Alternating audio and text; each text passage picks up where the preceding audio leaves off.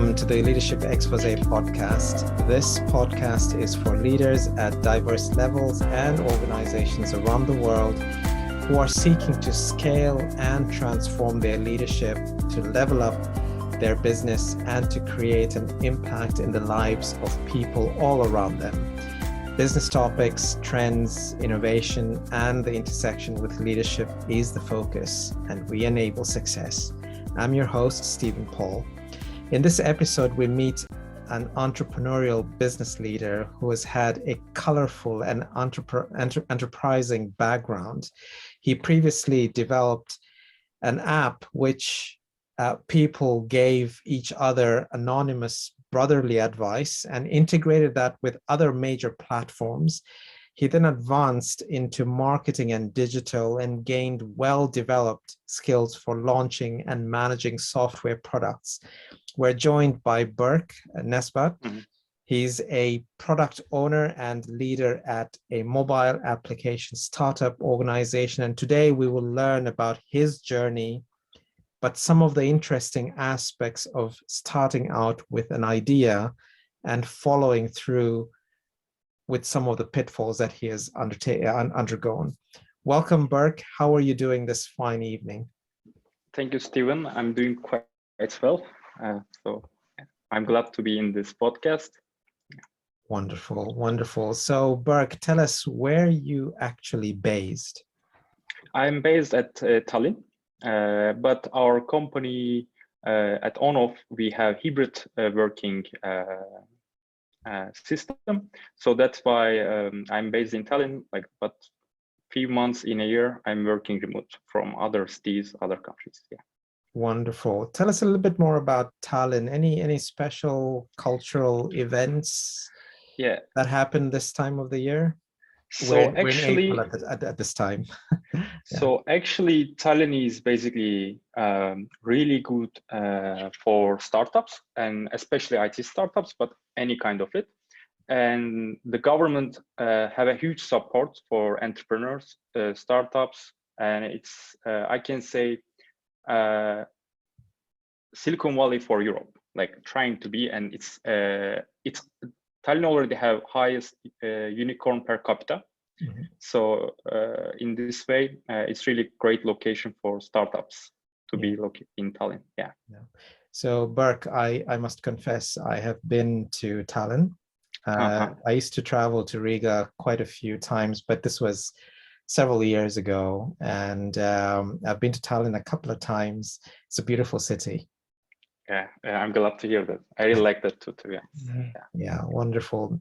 Berk, I was reading about you and would like to share with the rest of the listeners about your personal journey to where you're at now. So can you tell us briefly about this journey? Yes. So I was studying material engineering in Istanbul, in Yıldız Technical University. And in my second grade, I come up with one mobile application idea. In 2014, smartphones was about become more popular time to time. And then with this brotherly advice mobile application, I found myself inside of software. It became viral and downloaded more than 50,000 times. So 50,000 was a huge number for that time period, and it's remained in the top category, App Store's entertainment category in the top. And it was only for Turkish, actually. Like it was only for Turkish market. So this is how I entered the software. But then after 1.5 years later, because of unexperienced decisions, we need to stop working for brotherly advice. And then I start applying for entrepreneurship educations. So in Istanbul, there was good ecosystem, and I accepted from two good education program. Especially in the one of them, I was able to have workshops with successful CEOs about their dilemma, their startups, how they found what was the challenge. And it was 3 months workshop. So after that, I realized I've learned more about product lifecycle, and I realized for every product, the acquisition is the first step. And I decided to learn marketing. So in the meantime, actually, when I stopped brotherly advice, I went back to uni and I started trying to finish my university. And I found another startup, which was basically leasing board games to the students in their breaks. It was quite good, to be honest. It was easy to do, and I didn't have to work because we hired someone to do it. And yeah, so after that, I started applying for free internships to the marketing agencies. And to be honest, it was maybe most challenging period for me to just jump into the new area. And I got accepted from one of the agency. The founder was academician already also. So I learned more about in marketing. Then I switched to bigger agency as an intern. I worked in this agency for 2 years. After my internship, they offered me a job. And then this agency had its own IT department. So it was like great fit for me also. And after 2 years working there, I received an offer from one mobile application startup. So basically, after brotherly advice, all of my friends become developer. Like, what do I mean? I become friends with developers. And in the meantime, there was at least 4 or 5 failed side projects, because when one project goes well, people wanted to have me in their projects and startups. So after that, I received an offer from this mobile application, which is Sweaters, to work as a product manager. And I worked there for a year. Like, we make the pivot for the business model. There was like some certain obstacles. It was bringing sport enthusiasts together. Like, it was connecting the sport enthusiasts for specific events, trainers, and health-oriented business owners also. And after a year later, I decided to move Estonia because of my Nordic travel. I realized that Estonia is a great place for startups and entrepreneurs, and IT sector was already well developed. So I moved to Estonia, and before COVID, I started Onoff to work as a product owner. And since last 2 years, I'm at Onoff working as a product owner, and I'm responsible for mobile applications. So my niche is highly mobile applications, I can say that. So briefly, my summary is like that. Okay, wonderful, Berk. So I'm curious. You started brotherly advice, then shifted to other business ventures. Tell me a little bit more about that aha moment when you started getting that inspiration to start a business or start a company or start a product. When was that aha moment for you? Tell me a little bit more about it. So just a brief summary, and with my brother, since we were child, we were constantly doing things like making messaging tool in the app, like with the basically rope and things. So we have an instinct to do the things, actually, like to make something.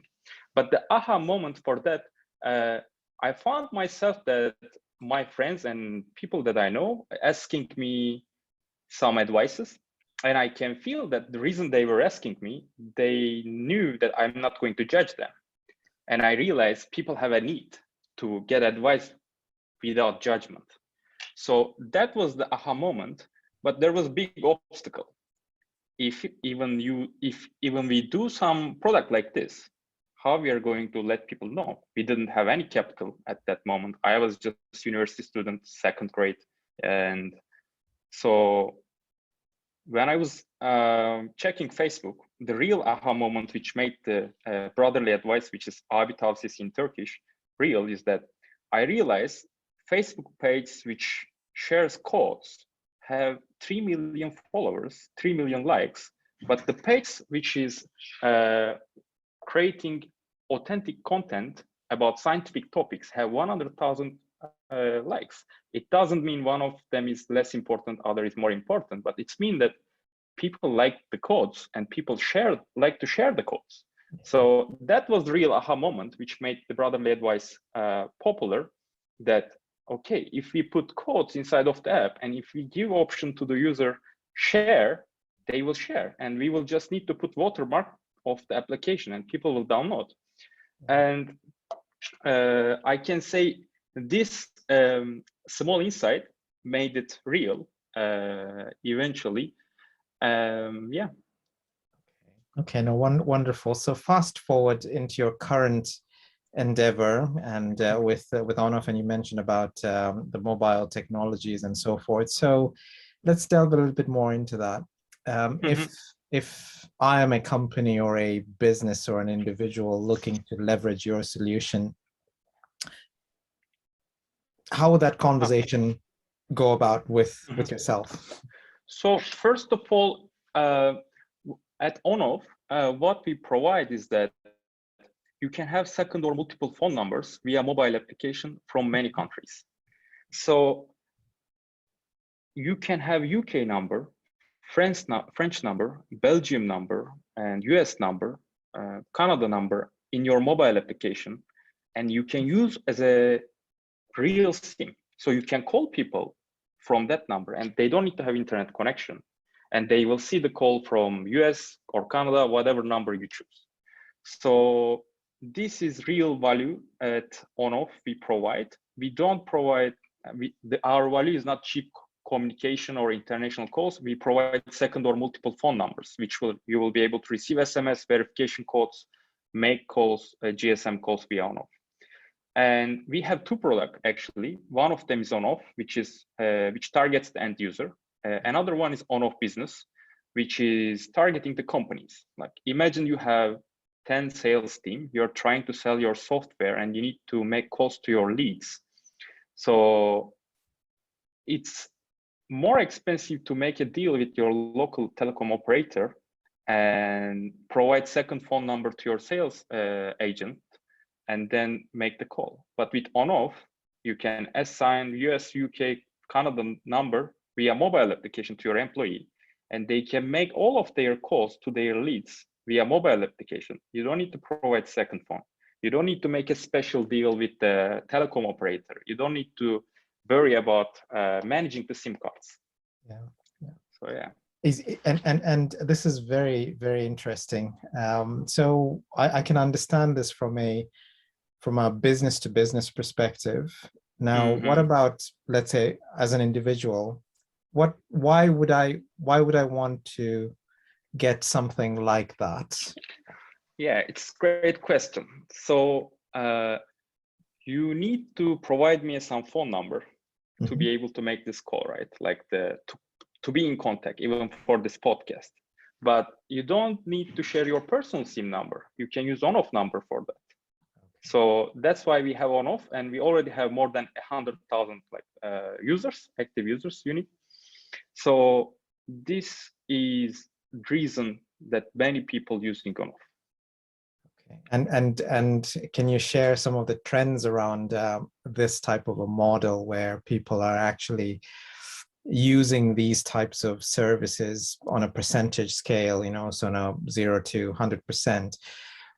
Where are you seeing some of that increase in percentage of usage? Is it so by usage you mean that active numbers, or you mean that? Yes, active numbers. Yeah. So it's hard to say something, but definitely we have also competitors which providing similar services. But about percentage wise, it's hard to say. But during with the COVID time, it was more clear that companies need to be more agile, and we should depend less on anything hardware, like anything which requires you to send, post the SIM card, post the phone, etc. Yeah. Okay, wonderful, Berk. And in terms of the leadership aspects here, can you share a story or something that comes to mind where you, in any of those endeavors that you undertook with your own company or the company you are with at the moment, where it has resulted in a positive outcome or a highly positive outcome?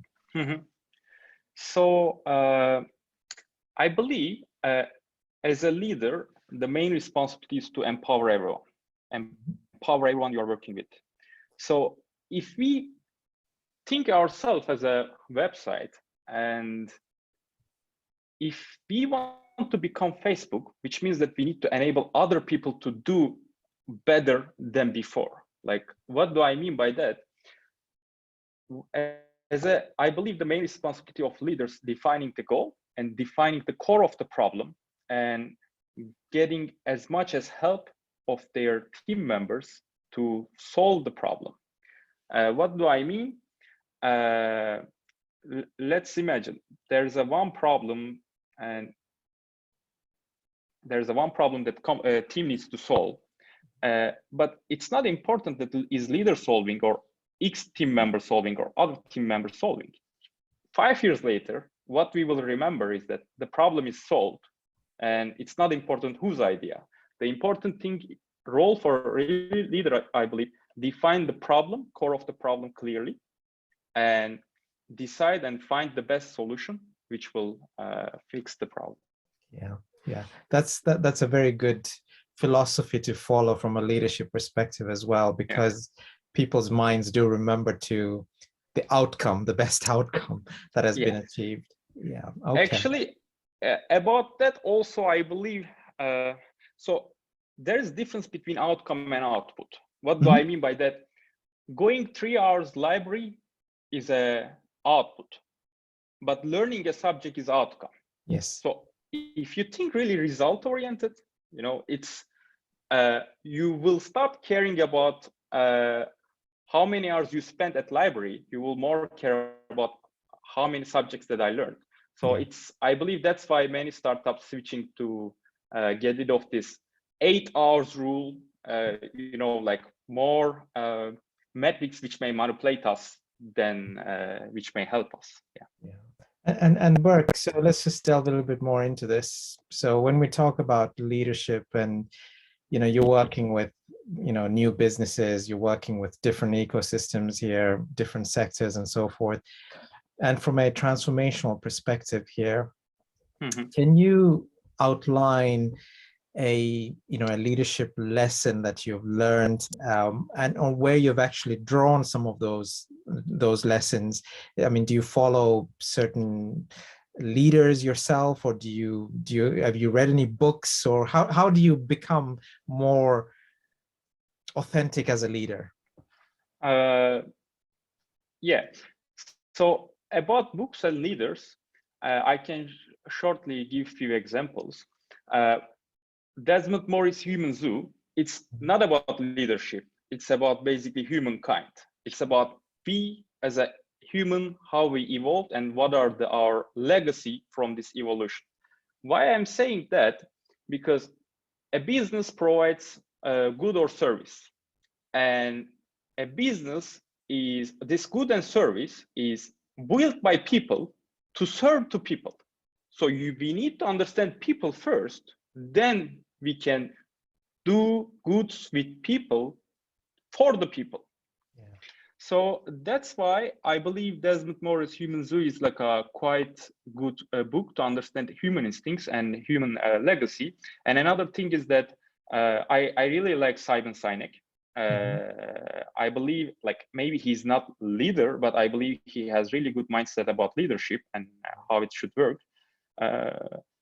So Malcolm Gladwell's Outliers, I believe, is really good book to not obsess with success and understand the circumstances and to be more stable for the long term, play for the long term game. So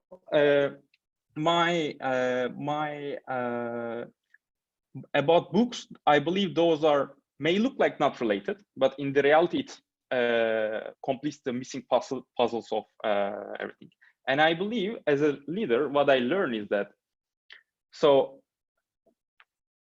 if there's one goal that we want to achieve, especially for leaders, whatever prevents it, it's your job. Like, it's not important. You don't have experience about it. Like, just one example. When I was interning this bigger agency, I found one idea for one of the brand without any brief. And I presented this idea to social media head, and she didn't like it. She said, okay, let's make a post maybe, etc. So normally my job is that finding the idea and presenting it. That's it. I may think like this, but what was preventing me to achieve this, to make it real, that I couldn't convince and I couldn't explain enough that why it's need to be done.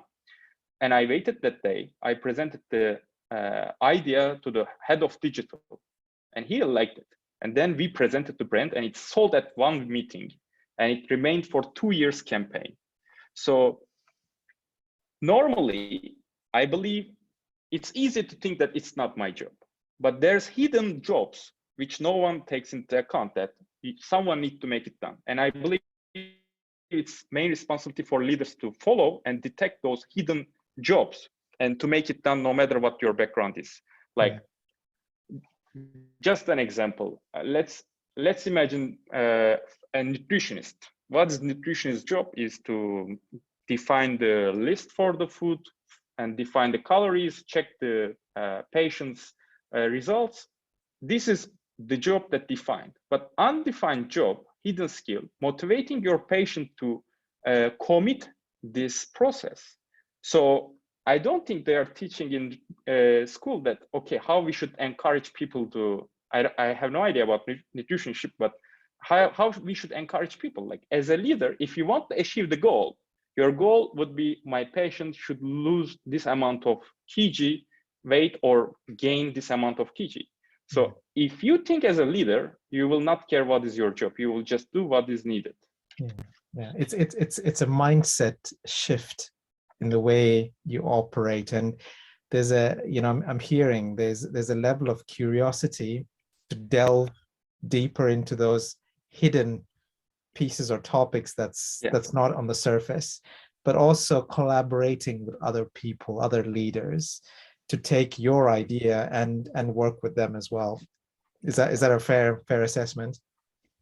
Of course. Like, I didn't mention about collaboration because I believe it's like default and visible. Like, it's more visible, because if you want to build the pyramids, you need to work with people. Otherwise, we will have cabins for good. And of course, another thing is that if your idea is implemented as it is and without any other people's contribution, most probably it was not so good. What do I mean by the result won't be that good? Because usually starting point and the end point during the journey, it evolves a lot with a lot of different contribution, a lot of different chains. And I think this makes great products, great services. Yeah. And Berk, you are an entrepreneur, you're an innovator in your own right. What are some of the important topics or trends on your mind these days that you feel impact business or leaders, teams, board of directors, and how does that impact their journey and the areas that they need to be focusing on? Yeah. So there are some scientific inventions, let's say like this, which opens up a lot of other possible discoveries and explorations. Like, let's imagine the first invention of microscope. It's enabled a lot of different exploration. I believe for our time, it's AI. And I believe it will significantly affect and improve a lot of things in better way. To be honest, like with one of the side project, we have access to OpenAI's beta, and it's beta, of course, but it's like a next level of Google. It's really advanced. And what do I mean by that? Even there are some examples with generative design, I believe, which will be a huge topic of the future, that they are giving the requirements to the AI and it generates maybe 1,000 of different solutions and 999 of them is bad. Like, but the 10 option that is generated, it's good. And actually, as far as I know, Boeing designed and decreased their weight of seats by generative design. So I believe AI will be more in our daily life, and it will reach to the end user in many topics. It will be like a Google for 5 years later, in my opinion. Yeah, it's very good insight. I'll keep tabs on that one. Berk, tell us about you. I mean, what does a day in the life of Berk look like? So normally, to be honest, I'm trying to break routine as much as I can. So that's why it's definitely depends on the day, depends on the weather, depends on the season. But day to day, what I do is that I'm trying to read a book at least every day, even like 5 pages. And another thing is that I like playing video games, Dota 2, and because since I was a kid, we were playing video games with friends. All of the video games that I'm playing is multiplayer and to achieve same goal as a team. So it's no different than working, to be honest, because what we do is that we are, as a team, have a one goal and we are trying to solve problems to achieve that goal. So I like video games and hanging out with friends. Of course, I believe with the good interaction with the people, you can learn a lot of things. You can have a lot of insights and discover more, because let's imagine I spent 100 hours for a topic, and I'm giving you summary of a topic in an hour, which will saving you to have spent 100 hours. So usually, like, also of course working and side projects, I'm trying to have like constantly having a side projects that which won't require a huge effort of mine, but will keep me fit in mentally. Yeah. So that's a good segue. So what's your next big business adventure? So to be honest, I really want to use AI for that, but it doesn't mean to build an AI or train an AI, let's put it this way. But I would like to have a product which using the AI inside of it. Yeah. Okay. Wonderful. And what about pandemic? You know, we've had almost 2 years of pandemic. We continue to be living in this world of pandemic. Are there any lessons that you can share from that perspective and how you're navigating through that aspect, or is it all back to normal for you? So to be honest, in Estonia, especially in the first year of pandemic, things were relatively easy, and I can say that it was best place to be there during the pandemic. It's kind of back to normal right now, but I believe pandemic reminded us that we have limited time and we need to adapt fast, and the companies and everyone should be agile. Like in this way, I think it definitely accelerate the adaptation rate for companies to the change, because in the reality, we have limited time, and the things that we need to do, it should be done in certain amount of time. Like imagine that inventing the smartphone 4 years later than Apple. So it's like in the reality, the companies and business always